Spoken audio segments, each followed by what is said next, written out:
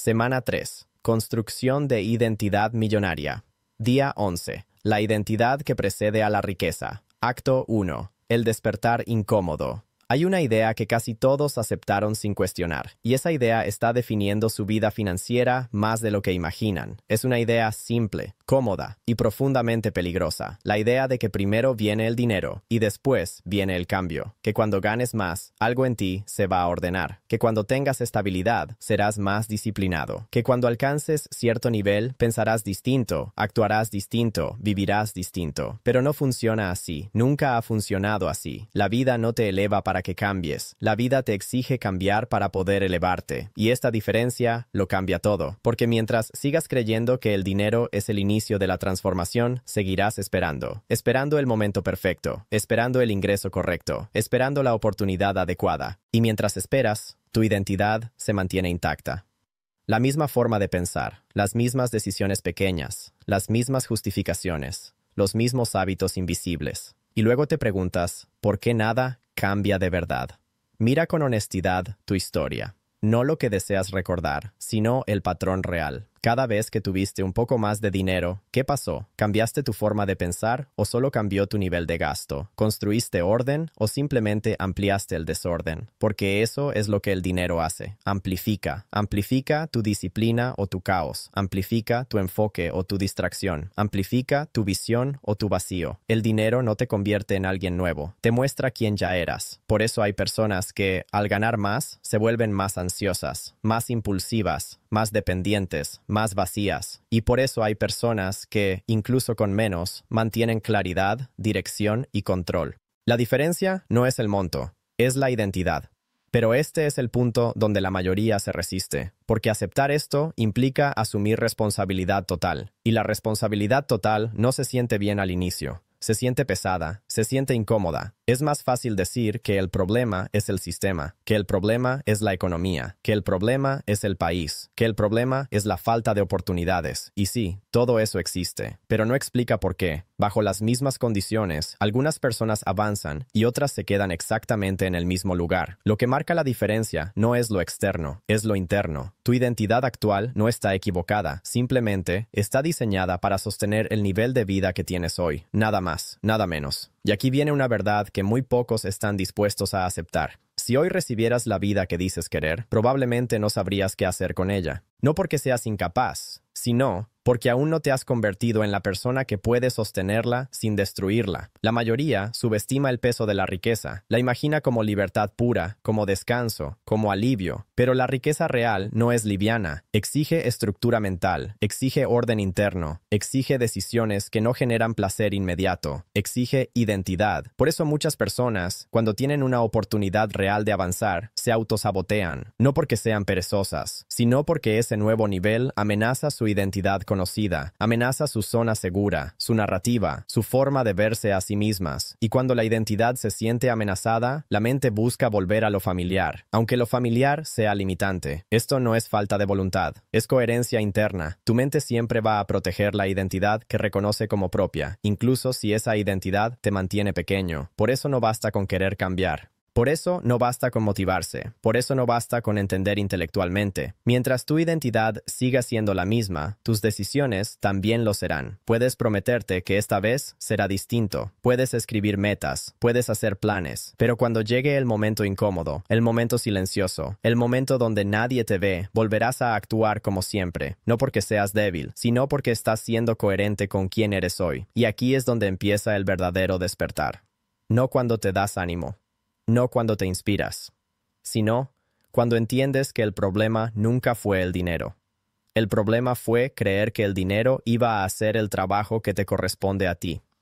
La riqueza no es una meta que se alcanza, es un entorno que solo ciertas identidades pueden habitar sin perderse. Por eso, este proceso no empieza hablando de ingresos, empieza hablando de quién eres cuando no hay presión externa. ¿Quién eres cuando no hay urgencia? ¿Quién eres cuando no hay recompensa inmediata? Ahí vive tu identidad real. Y hasta que no tengas el valor de mirarla sin maquillaje, seguirás repitiendo el mismo ciclo, con distintos nombres y distintos escenarios. Este acto no pretende darte soluciones. Pretende algo más importante, que dejes de mentirte. Porque el día que dejas de mentirte, dejas de esperar que algo externo te salve. Y cuando eso ocurre, por primera vez, el cambio se vuelve posible. No fácil, no rápido, pero real. Y ahora que esta ilusión empieza a caer, estamos listos para avanzar. Acto 2. La confusión colectiva. La mayoría de las personas no está fallando por falta de esfuerzo. Está fallando por una confusión profunda que se repite de generación en generación sin ser cuestionada. Confunden movimiento con progreso. Confunden ingresos con libertad. Confunden información con transformación. Y esta confusión colectiva no es casual, es funcional. Desde pequeños nos enseñaron a hacer cosas, no a convertirnos en alguien, a cumplir, no a pensar, a adaptarnos, no a cuestionar. Por eso la mayoría vive ocupada, pero no avanza, cansada, pero no libre. Informada, pero no transformada. Creen que, si hacen más, si trabajan más, si se esfuerzan más, el resultado llegará por inercia. Pero el esfuerzo sin identidad no construye libertad, construye desgaste. La gente no está estancada porque no se mueva. Está estancada porque se mueve dentro del mismo marco mental una y otra vez. Cambian de trabajo, pero no de mentalidad. Cambian de ingresos, pero no de identidad. Cambian de entorno, pero no de estándares internos. Y por eso el resultado se repite. La confusión más grande es creer que el dinero es el centro del problema, que todo se resolvería si ganaran un poco más. Pero ganar más no corrige una identidad desordenada, la expone. Cuando el dinero entra en una mente sin estructura, se dispersa. Cuando entra en una identidad sin disciplina, se convierte en ruido. Cuando entra en una persona sin criterio, se vuelve ansiedad. Por eso hay personas que, aún ganando bien, viven con la sensación constante de estar al borde del colapso, no porque les falte dinero, sino porque les falta dirección interna. Y aquí aparece otra confusión peligrosa: creer que la información es suficiente. Consumen libros, videos, cursos, frases. Saben qué deberían hacer, saben qué no deberían hacer, pero saber no cambia identidad. Repetir información no construye carácter. Puedes saber exactamente qué te conviene y aún así hacer lo contrario. Eso no es ignorancia, es identidad actuando. La identidad no se modifica con datos, se modifica con decisiones sostenidas. Y esas decisiones casi nunca son visibles. Nadie las aplaude, nadie las celebra, nadie las comparte. Por eso la mayoría no quiere recorrer ese camino. Prefieren el movimiento visible, el esfuerzo que se puede mostrar, el sacrificio que genera aprobación. Pero la libertad no responde a la aprobación externa, responde a la coherencia interna. Otra confusión común es creer que la motivación es el motor del cambio. Se motivan, se emocionan, se prometen que ahora sí. Y cuando la emoción se va, todo se detiene. La motivación es un estado emocional. La identidad es un sistema. Los estados emocionales fluctúan. Los sistemas sostienen. Por eso las personas con identidad sólida avanzan incluso cuando no tienen ganas. No dependen de sentirse bien para hacer lo que corresponde. Mientras tanto, la mayoría espera sentirse lista, inspirada, segura, y esa espera se convierte en una forma elegante de postergar. La confusión colectiva también incluye una idea peligrosa sobre el tiempo. Creen que el tiempo por sí solo arregla las cosas, que con los años algo se acomodará, pero el tiempo no transforma identidad, solo la repite. Si hoy piensas igual que hace 5 años, dentro de 5 años pensarás igual que hoy, con más edad, pero con la misma estructura interna. El tiempo no eleva, la identidad sí, y aquí hay una verdad que incomoda profundamente. La mayoría no está atrasada, está exactamente donde su forma de pensar la puede sostener. No es castigo, no es injusticia, es coherencia. Cada nivel de vida exige un nivel de identidad, y mientras esa identidad no exista, ese nivel no se sostiene. Por eso cuando alguien intenta saltar demasiado rápido, la vida lo devuelve, no por crueldad, por equilibrio. La confusión colectiva es creer que eso es mala suerte, no lo es. Es identidad desfasada, y hasta que esto no se entienda, las personas seguirán repitiendo el mismo ciclo, con diferentes nombres y diferentes excusas, trabajando duro, cansándose, frustrándose, sin entender por qué el resultado no cambia. Este acto no es para culparte, es para devolverte el control, porque cuando entiendes que el problema no es externo, recuperas poder. Ya no esperas que algo cambie afuera, empiezas a mirar adentro, y ese es el momento donde el proceso real comienza. Acto 3. ¿Qué es identidad? De verdad. Para cambiar algo de verdad, primero hay que definirlo con honestidad, y pocas palabras están tan mal entendidas como la palabra identidad. La mayoría cree que identidad es lo que dice de sí misma. su historia, su profesión, sus metas, sus deseos. Pero eso no es identidad. Eso es narrativa. La identidad no es lo que declaras, es lo que sostienes, no es lo que publicas. Es lo que repites cuando nadie está mirando. La identidad no vive en tus intenciones, vive en tus estándares. Y un estándar no es lo que quieres, es lo que toleras en tu entorno, lo que toleras en tu comportamiento, lo que toleras en tu pensamiento. Si toleras el desorden, tu identidad es desordenada, aunque digas que quieres orden. Si toleras la mediocridad, tu identidad es promedio, aunque hables de grandeza. Si toleras la postergación, tu identidad es reactiva, aunque sueñes con libertad. La identidad se expresa en decisiones pequeñas, repetidas, aparentemente insignificantes, no en los momentos grandes, no en las crisis. No cuando hay presión externa. Ahí cualquiera actúa distinto. La identidad real aparece cuando no hay consecuencias inmediatas, cuando nadie te observa, cuando no hay premio ni castigo visible. Ahí no actúas como quieres ser, actúas como eres. Por eso la motivación no cambia identidad. La motivación altera el estado emocional, no el sistema interno. Puedes estar motivado hoy y volver a lo mismo mañana, no porque seas incoherente, porque tu identidad sigue intacta. La identidad es un conjunto de acuerdos internos que hiciste contigo mismo hace mucho tiempo, la mayoría sin darte cuenta. Acuerdos sobre lo que es normal, sobre lo que es posible, sobre lo que es demasiado, sobre lo que no es para ti. Y esos acuerdos gobiernan tus decisiones mucho más de lo que imaginas. Cuando dices, yo no soy así, no estás describiendo una habilidad, estás describiendo una identidad. Cuando dices, eso no es para mí, no estás siendo realista. Estás siendo coherente con tu autoimagen. La identidad define el límite invisible de lo que permites en tu vida. Por eso algunas personas, cuando algo bueno empieza a ocurrir, se sienten incómodas, no porque sea malo, sino porque no encaja con su identidad conocida. Y cuando algo no encaja, la mente intenta corregirlo, a veces saboteándolo, a veces abandonándolo, a veces minimizándolo. No es falta de gratitud, es coherencia interna. La identidad también se manifiesta en el lenguaje interno. ¿Cómo te hablas cuando fallas? ¿Qué historia te cuentas cuando algo no sale? ¿Qué significado le das a los obstáculos? Si ante la dificultad piensas, esto no es para mí, esa es tu identidad hablando. Si piensas, esto es difícil, pero es parte del proceso, esa es otra identidad. No es pensamiento positivo, es estructura mental. La identidad no se construye con grandes decisiones ocasionales, se construye con elecciones consistentes. Lo que eliges hacer, aunque no tengas ganas. Lo que eliges no hacer, aunque sea fácil. Lo que eliges sostener, aunque no dé resultados inmediatos. Por eso la disciplina no es una técnica, es un rasgo identitario. Las personas disciplinadas no se sienten disciplinadas. Simplemente actúan en coherencia con quien creen ser. Del mismo modo, las personas que se sabotean no se levantan pensando, hoy voy a sabotearme.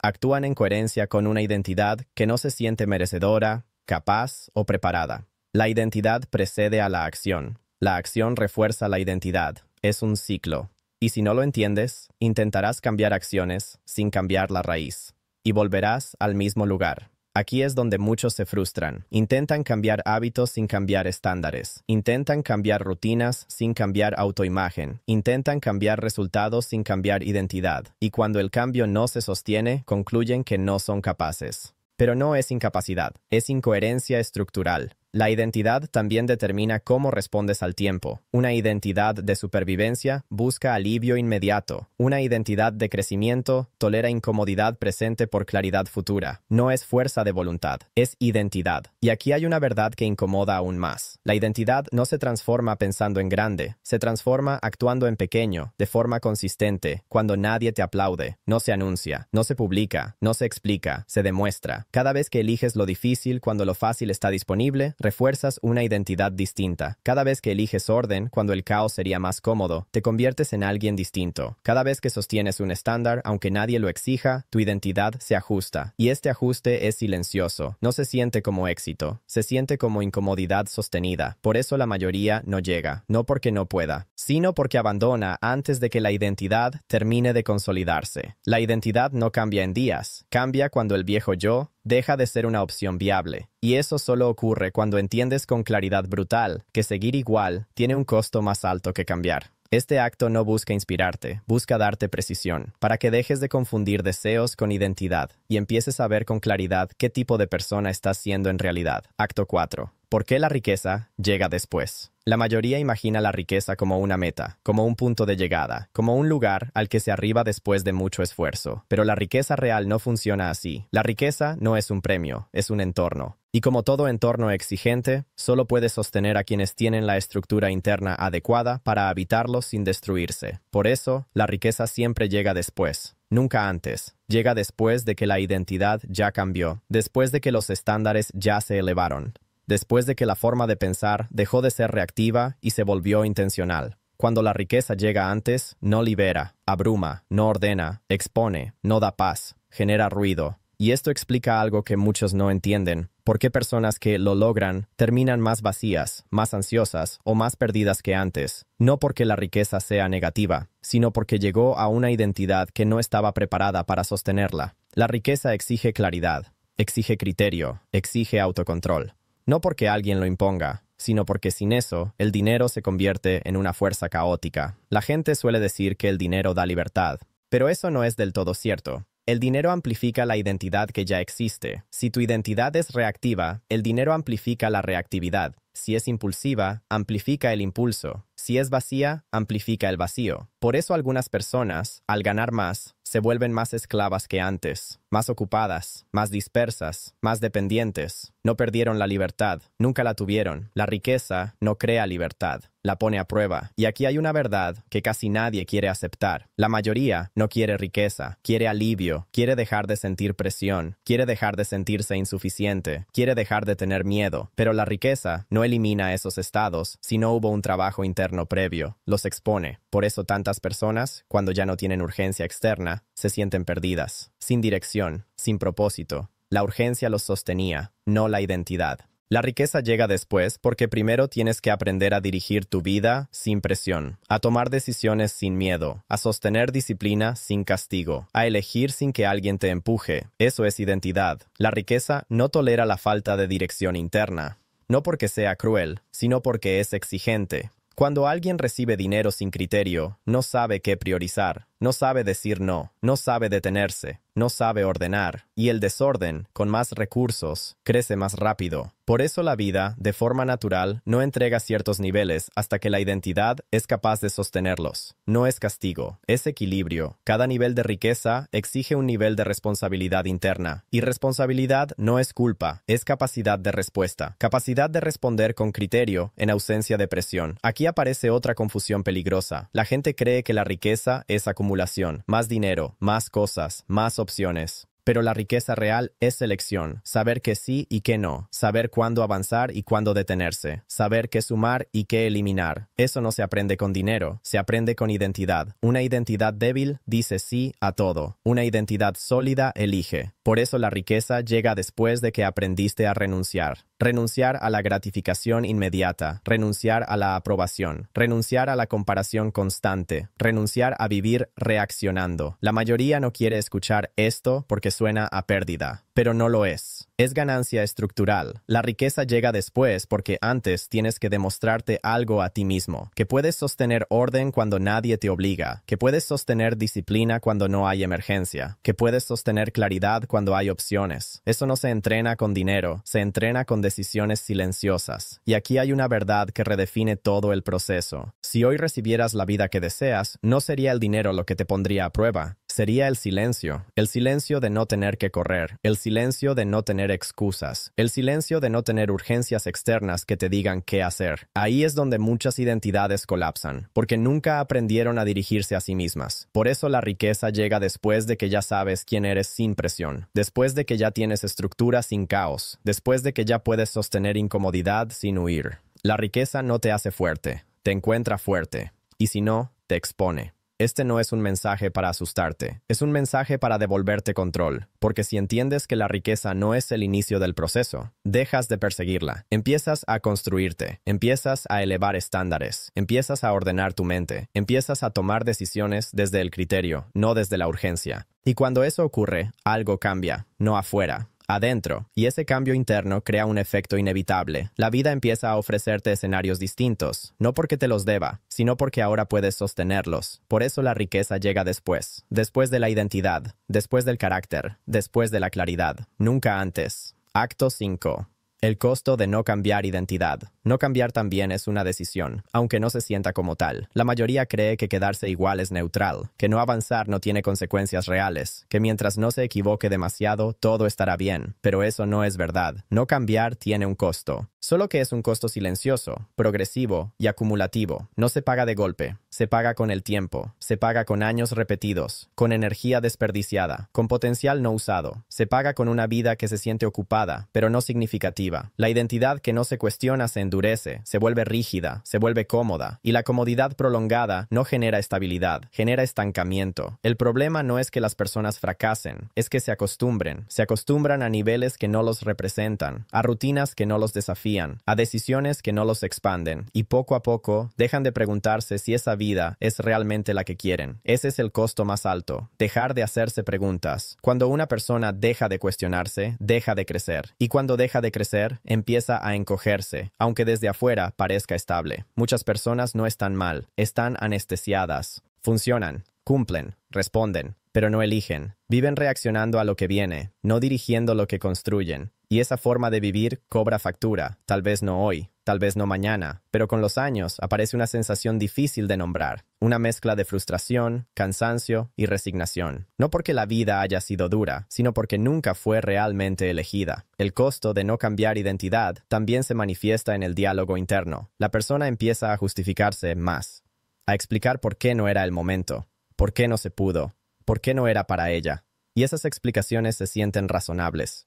Eso es lo peligroso, porque la mente es muy buena defendiendo la identidad que ya existe. Prefiere una historia cómoda a una verdad incómoda. Y así, sin darse cuenta, la persona empieza a vivir una versión cada vez más pequeña de sí misma. No porque quiera, porque es coherente con quien cree ser. El costo también se paga en relaciones. Una identidad que no crece busca entornos que no la desafíen, personas que confirmen sus límites, conversaciones que no incomoden. Y cuando alguien distinto aparece, alguien que exige más, que piensa distinto, que no se conforma, suele ser rechazado. No porque esté equivocado, sino porque amenaza la identidad establecida. Así se forman entornos que se protegen mutuamente de crecer. Entornos donde el conformismo se disfraza de paz, donde la mediocridad se llama equilibrio, donde el miedo se llama realismo. Y permanecer demasiado tiempo en ese entorno tiene un precio alto. Empiezas a olvidar quién podrías haber sido. El costo de no cambiar identidad también es financiero, aunque no siempre se note en cifras inmediatas. No se trata solo de ganar menos, se trata de decidir peor, de aceptar condiciones que no corresponden, de no negociar, de no arriesgar cuando corresponde, de no avanzar cuando hay oportunidad. No por falta de capacidad, sino por falta de identidad para sostener ese nivel. Y cada decisión pequeña que se evita hoy se convierte en una limitación grande mañana. La vida no castiga de inmediato. La vida acumula elecciones no tomadas, conversaciones evitadas, incomodidades postergadas. Y un día, sin aviso, te das cuenta de que el margen de maniobra es menor, no porque la vida sea injusta, sino porque la identidad no evolucionó a tiempo. Aquí hay una verdad que pesa, pero libera. La mayoría no sufre por lo que hizo mal, sufre por lo que nunca se atrevió a hacer, por las versiones de sí misma que nunca exploró, por los estándares que nunca sostuvo, por las decisiones que siempre dejó para después. Ese después rara vez llega. No cambiar identidad no te mantiene donde estás. Te lleva hacia atrás lentamente, mientras crees que sigues en el mismo lugar, porque el mundo avanza, las exigencias aumentan, la competencia se eleva, y una identidad estática se vuelve obsoleta, no de un día para otro, sino cuando ya es tarde para corregir con facilidad. Este acto no busca generar miedo, busca generar lucidez. Para que entiendas que el precio de cambiar puede ser alto, sí, pero el precio de no cambiar siempre es más alto. Cambiar incomoda. No cambiar desgasta. Cambiar exige decisiones conscientes. No cambiar exige renuncias silenciosas. Acto 6. Reconstrucción de identidad. Después de entender el costo de no cambiar, aparece una tentación peligrosa. La tentación de querer hacerlo todo de golpe, de cambiar rápido, de corregirlo todo al mismo tiempo. Eso también es una trampa. La identidad no se reconstruye con impulsos, se reconstruye con dirección. No empieza con grandes decisiones visibles, empieza con ajustes internos que casi nadie nota. La reconstrucción de identidad no se siente como un triunfo, se siente como una incomodidad sostenida, porque estás dejando de actuar como la persona que has sido durante años años, sin todavía sentirte completamente la persona en la que te estás convirtiendo. Ese espacio intermedio es incómodo, y por eso muchos abandonan ahí. Quieren señales externas inmediatas, resultados rápidos, confirmaciones visibles, pero la identidad no cambia con aplausos, cambia con coherencia interna. Lo primero que se reconstruye no es el entorno, es el estándar. El estándar es la línea que decides no cruzar, incluso cuando nadie te observa. Es lo que ya no toleras, es lo que dejas de justificar. Cuando un estándar se eleva, muchas decisiones se vuelven automáticas, no porque sean fáciles, sino porque ya no encajan con quien estás decidiendo ser. La reconstrucción de identidad empieza cuando dejas de negociar contigo mismo, cuando lo que antes era opcional se vuelve innegociable, no por rigidez, sino por claridad. Aquí hay algo importante. La identidad no se construye desde la fuerza, sino desde la repetición. No necesitas actos heroicos, necesitas actos consistentes. Pequeñas decisiones sostenidas en el tiempo, incluso cuando no parecen importantes. Elegir orden cuando el desorden sería más cómodo. Elegir silencio cuando la distracción sería más fácil. Elegir terminar lo que empiezas, aunque nadie lo sepa. Cada una de esas decisiones refuerza una identidad distinta. La reconstrucción de identidad también implica perder cosas, personas, rutinas, narrativas. No porque sean malas, sino porque ya no encajan. Y esto duele, no porque estés retrocediendo, sino porque estás cambiando de nivel. Una identidad nueva no puede sostenerse en un entorno que exige la vieja versión de ti. Por eso la reconstrucción no es solo interna, es relacional. Empiezas a incomodar, a no encajar del todo, a no responder como antes. Eso es parte del proceso. Aquí es donde muchos se confunden y piensan que algo está mal, pero no está mal, está funcionando. La identidad no se siente natural al principio, se siente forzada, no porque sea falsa, sino porque es nueva. Lo que hoy se siente incómodo, mañana se sentirá normal, y lo que hoy se siente normal, empezará a incomodar si ya no corresponde. La reconstrucción también implica aprender a actuar sin motivación. Esperar motivación es seguir dependiendo de estados emocionales. La identidad actúa desde decisión, no desde emoción. No haces lo correcto porque te sientas bien. Te sientes bien porque haces lo correcto de forma consistente. Eso toma tiempo, y ese tiempo es el filtro. La mayoría no fracasa porque no pueda. Fracasa porque no sostiene la incomodidad el tiempo suficiente para que la identidad se consolide. La reconstrucción de identidad no se anuncia, no se explica, no se negocia. Se demuestra en silencio, en lo que eliges hacer cuando nadie está mirando, en lo que eliges no hacer cuando sería fácil hacerlo. Y aquí hay una verdad clave. No necesitas saber exactamente quién vas a ser para empezar a cambiar. Solo necesitas saber quién ya no puedes seguir siendo. Ese rechazo a la vieja identidad es lo que abre espacio para la nueva. No es inspiración, es decisión. Decisión de elevar estándares. Decisión de ordenar tu mente. Decisión de actuar con coherencia, incluso cuando nadie lo valida. La reconstrucción de identidad no promete comodidad, promete congruencia. Y la congruencia es la base de toda riqueza sostenible, no solo financiera, mental, emocional, existencial, porque cuando lo que piensas, dices y haces empieza a alinearse, la vida se ordena, no mágicamente, naturalmente. Y cuando esa alineación ocurre, la riqueza ya no es un objetivo externo, es una consecuencia lógica. Pero aún falta algo importante. Todo este proceso necesita un anclaje, algo que cierre el ciclo y lo vuelva irreversible. Eso es lo que vamos a hacer en el último acto. Acto 7. Anclaje.